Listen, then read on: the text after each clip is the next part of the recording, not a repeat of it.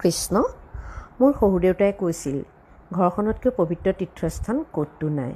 সেয়ে সদায় মই ঘৰখনক অকণমান ধৰ্মীয় নীতি নিয়মৰে কিছুমান নিয়ম পালন কৰি থাকোঁ আৰু যিমান পাৰোঁ চেষ্টা কৰোঁ কৰি ৰাখিবৰ বাবে। তেওঁ যিখিনি কথা কৈছিল সেয়ে মই কেতিয়াবা মহিলাসকলতো জানেই সদায় কৰিব নোৱাৰে, কেতিয়াবা মই ভগৱানৰ গুণানুকীৰ্তন অকণমান কৰিব লওঁ।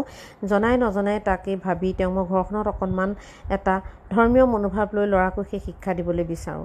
সেয়েহে কেতিয়াবা গোসাঁই ঘৰত নাইবা কেতিয়াবা মানে নিজৰ কোঠাটো হ'লেও অকণমান গুণানুকীৰ্তন কৰি ৰখাওঁ, ল'ৰাকো অলপ শ্ৰৱণ কীৰ্তন কৰাবলৈ শিকাইছোঁ।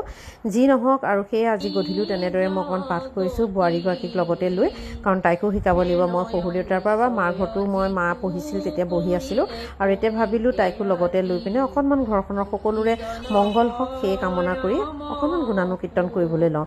কিন্তু ইমান মোৰ বিশেষ জ্ঞান নাই, তথাপিতো শ্ৰৱণ কীৰ্তন বুলি এটা আছে নহয়, সেয়েহে কৰিবলৈ চেষ্টা কৰিছোঁ।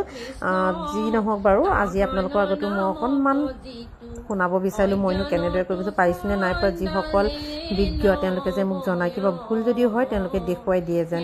আৰু আজি ভিডিঅ'টো ইমানতে সমাপ্ত কৰিছোঁ। ধন্যবাদ। পাত্ৰ পাতিবাৰ যোগ্য হয়।